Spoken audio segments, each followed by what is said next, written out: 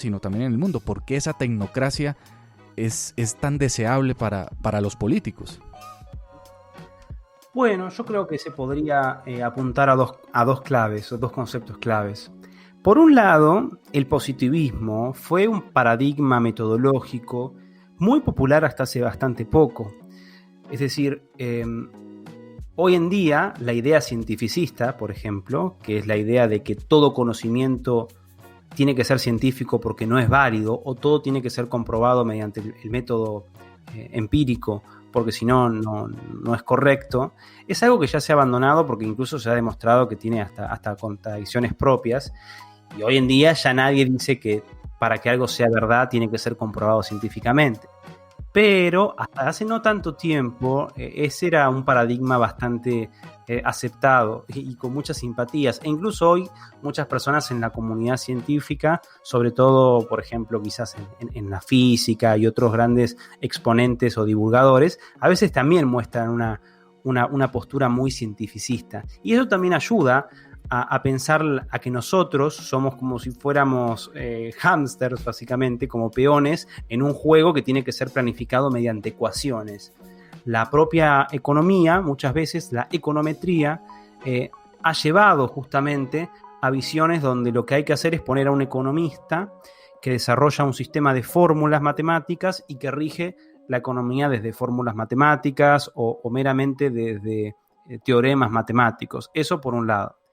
Y por otro lado, evidentemente, si hablamos del socialismo utópico y del socialismo también en general, hay un carácter justamente utópico, hay un final, una sociedad ideal donde todos vamos a ser libres, iguales, donde vamos a tener tiempo para, digamos, prácticamente la riqueza va a emanar del suelo o va a caer del cielo.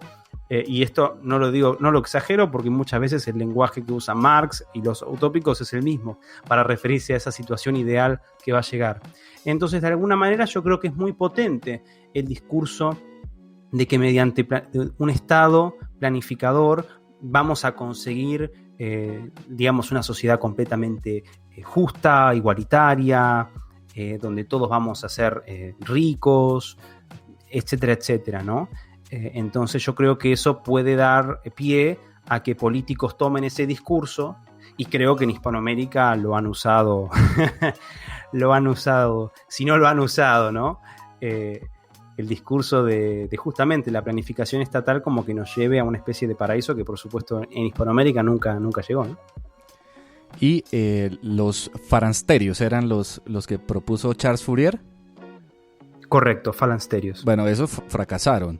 Y a mayor escala después siguieron fracasando después en China, en Rusia. Bueno, está comprobado que esa planificación central no funciona. Y otra vez, eso es lo que estamos viendo. Por eso es muy importante lo que nos explica hoy Tomás, porque no hay que tragar entero y no hay que creer que los tecnócratas, porque todos los políticos hablan de tecnócratas y los tecnócratas y un gobierno de tecnócratas, no es la panacea.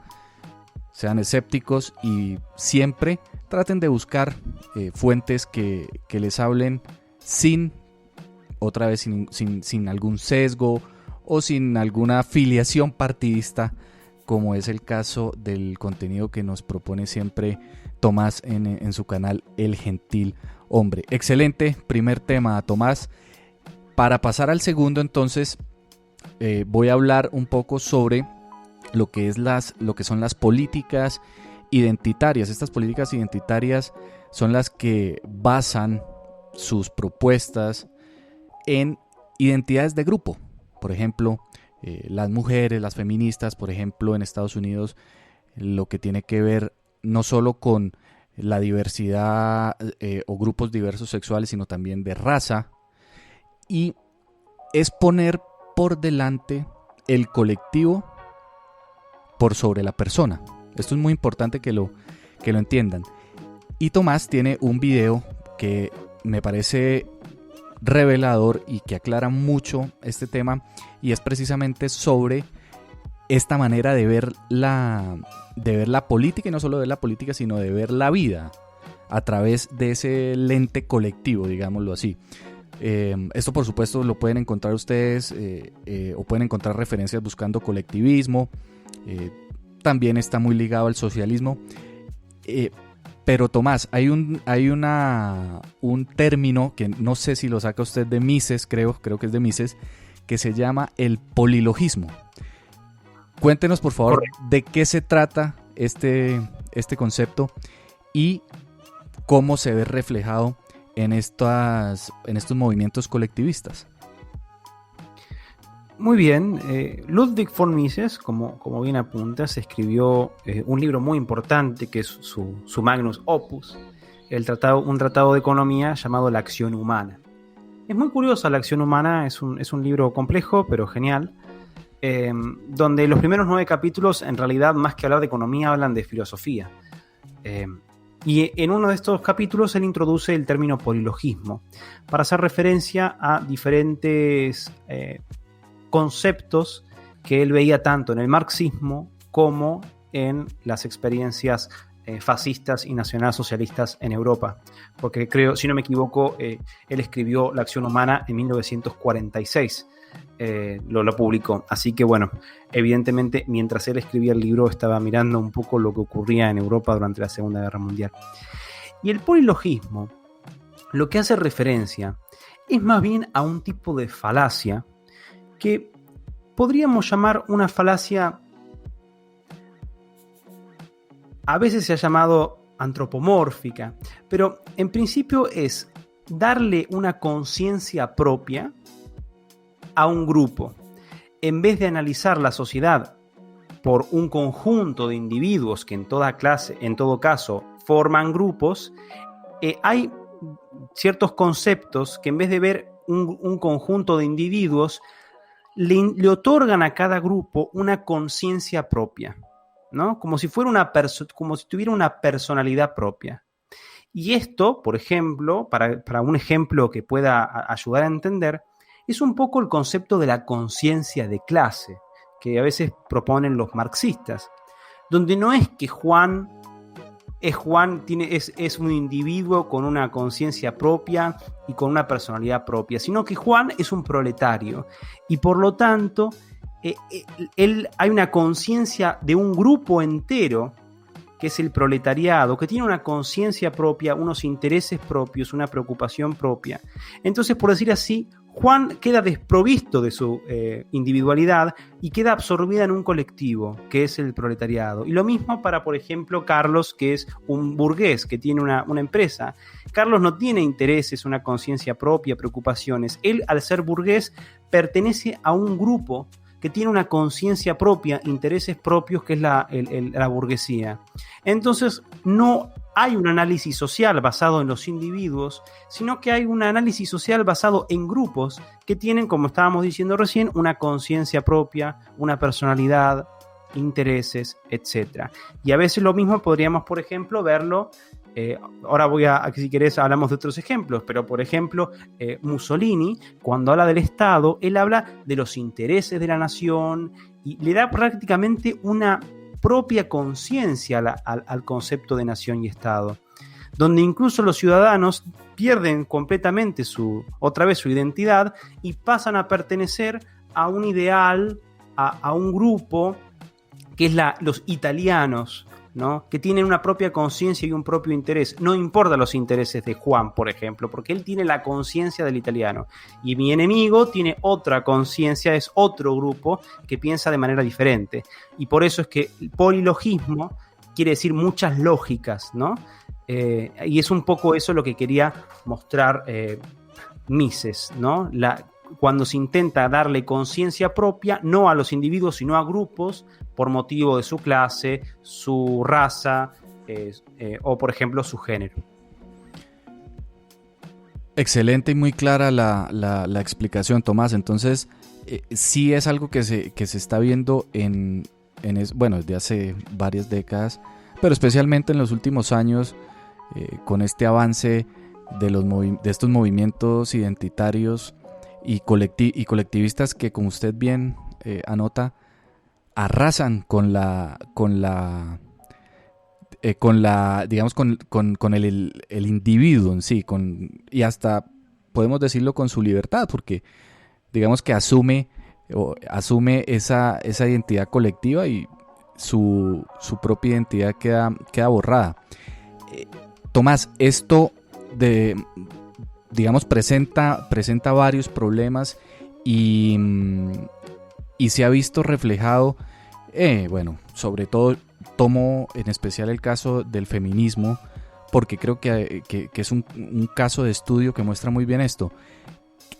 ¿Por qué cree usted que este tipo de visiones o de falacias, en este caso, como lo define usted a partir de Mises, ha calado dentro de las políticas estatales?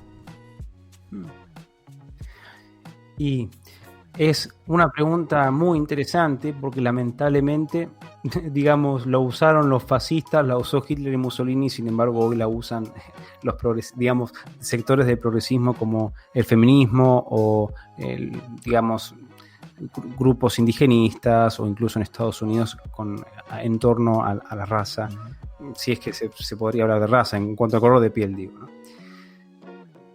Realmente es una pregunta compleja. Quizás podemos remontarnos a ciertos problemas culturales nuestros y a los conceptos que, por ejemplo, ha propuesto el señor Laclau, Ernesto Laclau o Laclau, un argentino que habló mucho de la razón populista y de diferentes conceptos de hegemonía, donde, bueno, lo que él justamente, por decir así, apunta, y que en el siglo XXI los movimientos políticos tratan de generar identidades mediante significantes vacíos, como puede ser el color de piel, como puede ser el género, como puede ser el medio ambiente, etcétera, etcétera, crear cientos, por así, de identidades, y justamente ponerlas en conflicto y aprovechar un poco, digamos, la política por medio de ese conflicto, ¿no? Entonces yo creo que evidentemente esto de lo que se está haciendo, sobre todo con esta lógica polilogista en muchas ocasiones, es justificar, por un lado, la intervención del Estado y por otro lado una política muy agresiva, ¿no? Porque lo que se está haciendo es enemistar a un montón de sectores de la sociedad en los cuales hay uno que es víctima, otro que es un victimario, y lamentablemente, digamos, prácticamente como bien apuntabas, nosotros no podemos hacer nada, porque nosotros básicamente somos así por pertenecer a ese grupo, no porque nosotros seamos así individualmente, ¿no? Entonces nosotros somos malos porque somos hombres y por sí, como pertenecemos al grupo hombres, digamos, violentamos a las mujeres. Y quizás nosotros somos descendientes de españoles o de europeos o por ejemplo, no de afroamericanos, y por lo tanto nosotros somos opresores de aquellos descendientes de los afroamericanos o de los africanos, ¿no? Entonces siempre hay un conflicto y, por supuesto, como bien apuntabas, estamos desprovistos de nuestra individualidad porque nosotros pertenecemos a esos grupos. Así que es bastante preocupante en ese sentido, porque creo que puede llevar a conflictos muy grandes. Creo que ya existen estos conflictos, ¿no? Porque es una lógica de enemigos. Seguro. Y es, bueno, ha sido esa dialéctica del conflicto de la que siempre se han abastecido estos movimientos colectivistas y populistas en gran parte. Tomás, el último tema, digamos, académico de la charla que le quiero plantear es el utilitarismo. Es algo que hoy vemos, sobre todo en esta coyuntura de la emergencia sanitaria, de la pandemia, que todo se hace por el bien común, todo se hace por el bien de todos, por el bien de los demás.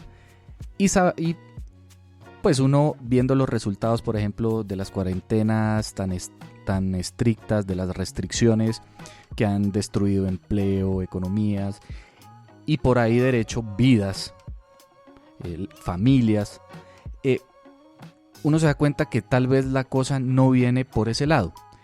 Entonces le quiero preguntar, ¿de dónde nace ese concepto utilitarista o en sí el utilitarismo, de dónde nace esa idea del bien común, y si se pueden encontrar conexiones, por ejemplo,